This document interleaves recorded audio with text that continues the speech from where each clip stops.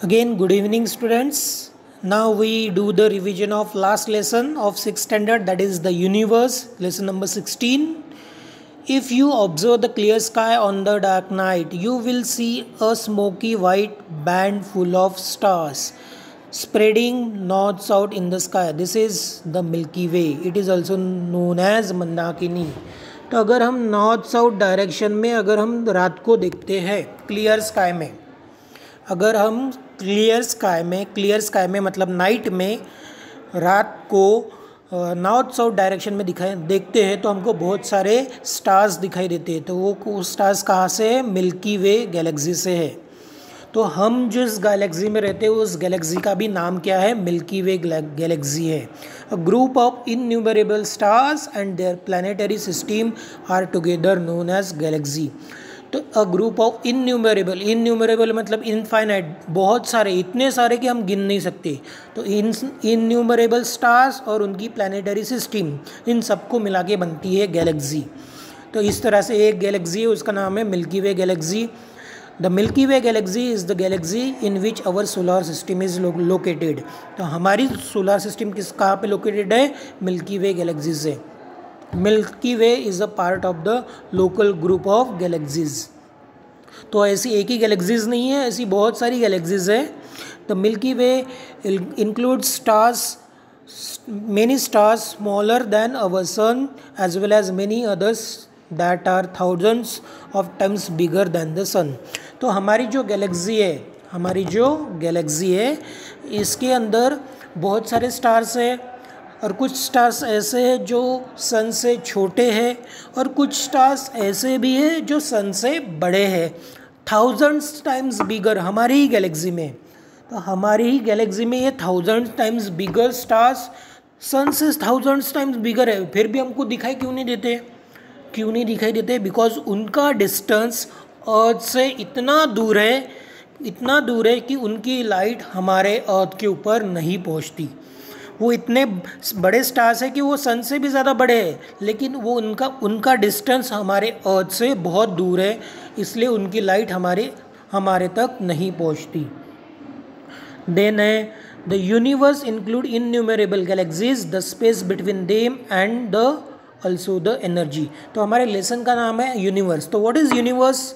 तो यूनिवर्स में क्या इंक्लूड होता है? यूनिवर्स में गैलेक्सी इंक्लूड होती है, फिर गैलेक्सी के बीच में जो डिस्टेंस होता है, जो स्पेस होती है वो स्पेस भी इंक्लूड होती है, और साथ में वहाँ पे जो एनर्जी जनरेट हो रही है वो एनर्जी भी इंक्लूड होती है। तो ये सब में हमको यूनिवर्स आता है। तो यूनिवर्स में इनन्यूमरेबल गैलेक्सीज, उनके बीच की जो स्पेस है, उनके बीच की जो जगह है वो, और वहाँ पे जो एनर्जी है वो एनर्जी भी इंक्लूड होती है। अब टाइप्स ऑफ गैलेक्सीज, तो टाइप्स ऑफ गैलेक्सीज में देखिए, पहली ये पिक्चर में भी दिया है, पहली होती है स्पायरल गैलेक्सी, दूसरी होती है एलिप्टिकल गैलेक्सी। एलिप्टिकल मतलब ओवल शेप, अंडे जैसा शेप होता है। देन थर्ड है बार्ड स्पायरल, ये देखिए पिक्चर में दिया गया है बार्ड स्पायरल। और चौथी एंड देन लास्ट वन है इर्रेगुलर मतलब जिसका कोई साइज़ बराबर नहीं है, कैसा भी साइज़ हो सकता है, उसको हम कहेंगे इर्रेगुलर गैलेक्सी। देन स्टार्स के बारे में हमको पढ़ना है। तो स्टार्स के कुछ टाइप्स होते हैं, सनलाइक स्टार्स होते हैं, रेड जायंट स्टार्स होते हैं, सुपरनोवा होता है, बाइनरी और ट्विन स्टार्स होते हैं, वेरिएबल स्टार्स होते हैं। तो सनलाइक स्टार्स मतलब जिनका साइज सन से थोड़ा छोटा है या फिर सन से थोड़ा बड़ा है, उसको हम कहेंगे sunlike stars. Red giant stars मतलब क्या होता है? The temperature of the stars ranges between 3000 degree Celsius to 4000 degree Celsius and illuminate can be 100 times that of the sun. ऐसा स्टार जिसका temperature 3000 degree Celsius to 4000 degree Celsius है और जो सन से 100 टाइम्स बिगर है। फिर रेड जायंट से उससे बड़ा होता है सुपरनोवा। देन बाइनरी स्टार मतलब ट्विन स्टार, दो स्टार एक जैसे होते हैं। वेरिएबल स्टार्स क्या होता है? The luminance and the shape of this stars is not stable. तो ऐसे स्टार्स जिनका शेप स्टेबल नहीं है, जिनका शेप वेरी होते रहता है, उनको हम कहेंगे variable stars. Then solar system, तो सोलर सिस्टम मतलब जो हमारी मिल्की वे गैलेक्सी में हमारे अर्थ के अराउंड जो सोलर सिस्टम है उसमें पढ़ना है। तो हमारी जो सोलर सिस्टम है उसके सेंटर में कौन होता है, तो हमारे सोलर सिस्टम के सेंटर में होता है सन। तो देखिए सोलर सिस्टम में the solar system consist of sun, the planets, the asteroids, the comets and meteors. The planets Mercury, Venus, Mars, Jupiter, Saturn can be easily seen. तो solar system में क्या होता है, तो सोलर सिस्टम में centre में होता है सन, उसके अराउंड प्लैनेट्स घूमते रहते हैं, एस्टेरॉइड्स घूमते रहते हैं, कॉमेट्स घूमते रहते हैं, मिटियोर्स घूमते रहते हैं। देन सन, तो सन कहाँ पे, तो हमारी सोलर सिस्टम के सेंटर में सन होता है। देन अब प्लैनेट्स के बारे में पढ़ना है। मर्क्यूरी, तो मर्क्यूरी ये ऐसा प्लैनेट्स है जो सन के सबसे नियरेस्ट है। सन के नियरेस्ट रहने वाला प्लैनेट कौन सा है, सन के नियरेस्ट रहने वाला प्लैनेट कौन सा है, मर्क्यूरी है। This planet is closest to the sun, this planet is closest to the sun. Then Mercury के बाद होता है Venus. Venus is the brightest star, brightest planet in the solar system. तो वीनस ये जो प्लैनेट है, second planet, ये brightest है सोलर सिस्टम में। देन है अर्थ, अर्थ ये ऐसा प्लैनेट है, अर्थ के ऊपर हम खुद रहते हैं, इसको ब्लू कलर का भी प्लैनेट बोला जाता है बिकॉज इसके ऊपर 71% वाटर है, तो ये हमको ब्लू जैसा ही दिखाई देता है। देन है मार्स, मार्स हमको रेड कलर का दिखाई देता है, तो मार्स को रेड प्लैनेट कहा जाता है। तो रेड प्लैनेट क्यों है वो, बिकॉज मार्स के ऊपर बहुत सारा आयरन प्रेजेंट है, बहुत सारा क्या प्रेजेंट है, आयरन प्रेजेंट है, इसलिए वो मार्स रेड कलर का दिखाई देता है, इसलिए उसको रेड प्लैनेट कहा जाता है। देन है जुपिटर, तो जुपिटर कौन सा प्लैनेट है, the biggest planet in the solar system, the biggest planet in the solar system is called Jupiter. तो हमारे सोलर सिस्टम में सबसे जो बड़ा प्लैनेट होता है, सबसे बिगेस्ट प्लैनेट है, वो है जुपिटर। देन होता है सैटर्न, सैटर्न के around, this is the 6th planet around the sun, और ये सैटर्न के अराउंड हमको बहुत सारी एक क्लियरली रिंग्स दिखाई देती है, ये इसकी स्पेशलिटी है कि सैटर्न के अराउंड हमको रिंग्स दिखाई देता है।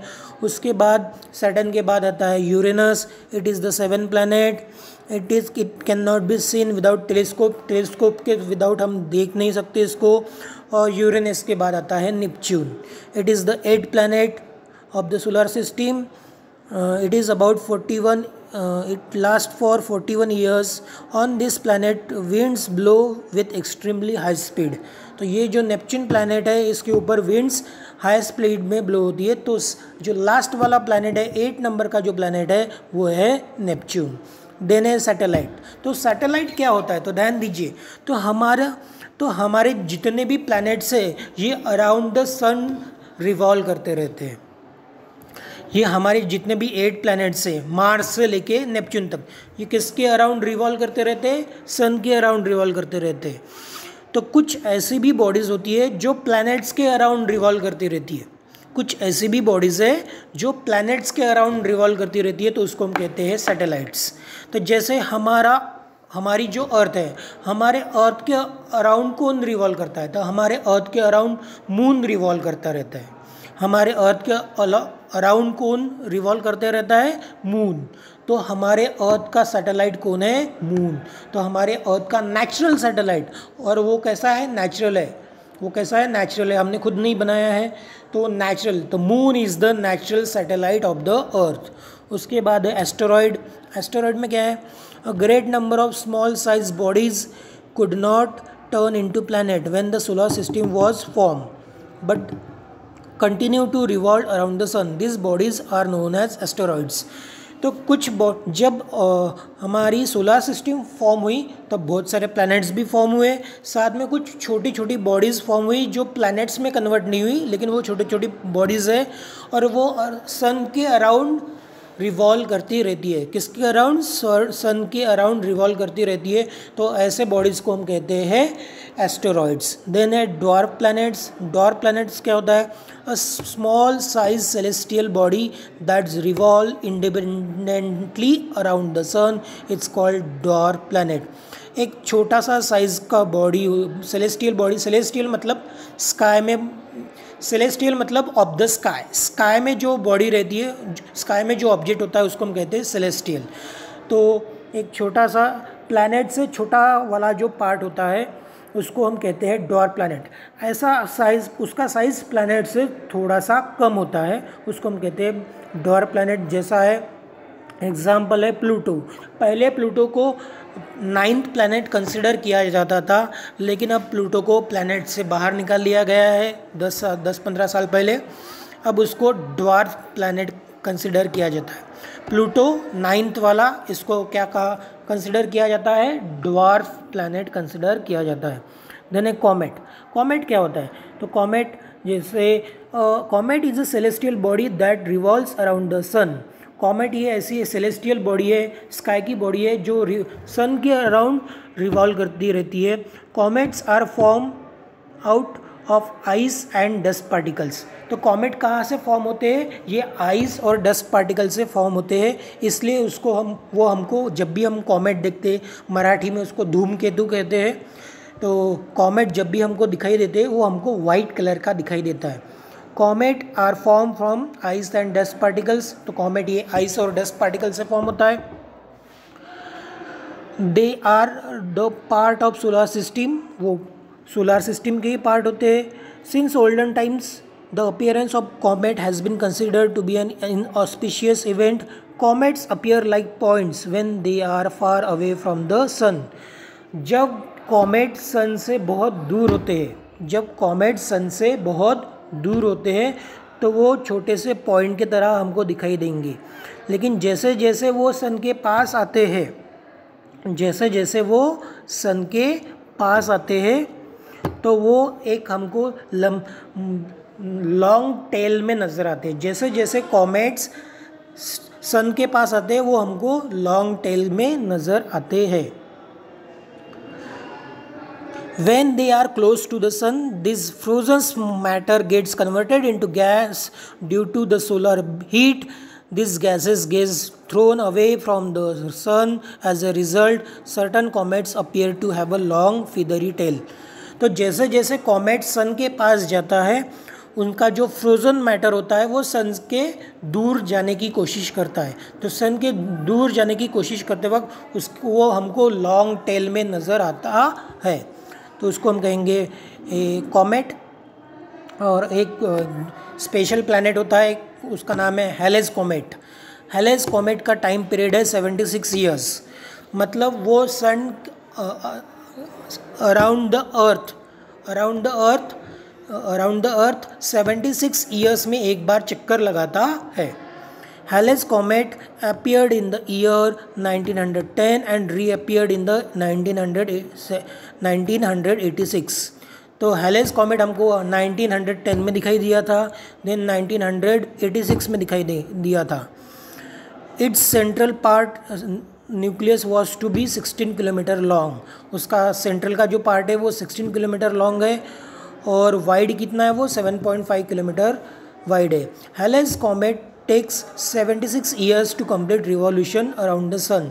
तो सन के अराउंड जो रिवॉल्यूशन करने के लिए, सन के अराउंड रिवॉल्यूशन कंप्लीट करने के लिए हैलेस कॉमेट को 76 ईयर्स लगते हैं। तो सन के अराउंड पूरा एक रिवॉल्यूशन कंप्लीट करने के लिए हैलेस कॉमेट को 76 ईयर्स लगते हैं। तो मतलब वो हमको, अगर हमको भी देखना है तो 76 ईयर्स में एक बार दिखाई देता है। देन होता है मीटियोर। मीटियोर का मतलब क्या होता है, तो मीटियोर मतलब होता है एक फॉलिंग स्टार, एक स्टार्स जिसकी लाइफ ख़त्म हो गई, एक स्टार्स जिसकी लाइफ ख़त्म हो गई है, वो नीचे गिरने वाला है, फॉलिंग स्टार है, उसको हम कहते हैं meteor. At times we see a falling star, this event is called meteor fall. कभी कभी हमको स्टार नीचे गिरते हुए दिखाई देता है, उसको हम कहते हैं मीटियोर फॉल।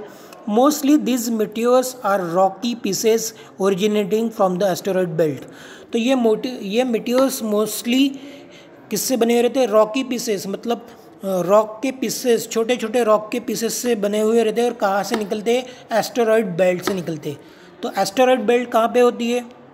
जैसे हमारी जो सोलर सिस्टम है, सबसे पहले सेंटर में आता है sun, then Venus, Mercury, then Mars, then Jupiter. जैसे हमारे प्लैनेट से देखिए, Mercury, Venus, Earth, Mars. Mercury, Venus, Earth, Mars, ये 4 प्लैनेट्स आते हैं पहले। Mercury, Venus, Earth, Mars. Mercury, Venus, Earth, Mars, ये 4 प्लैनेट्स आते हैं। उसके बाद जो बेल्ट होती है वो एस्टेरॉयड बेल्ट होती है। वहाँ पे क्या होती है? बहुत सारे एस्टेरॉयड रिवॉल्व करते रहते हैं, उसको हम कहते हैं एस्टेरॉयड बेल्ट्स। वहाँ से अगर कोई पत्थर छोटा सा अगर हमको नीचे गिरते हुए दिखाई देता है अर्थ के पास, उसको हम कहते हैं मीटियोर्स।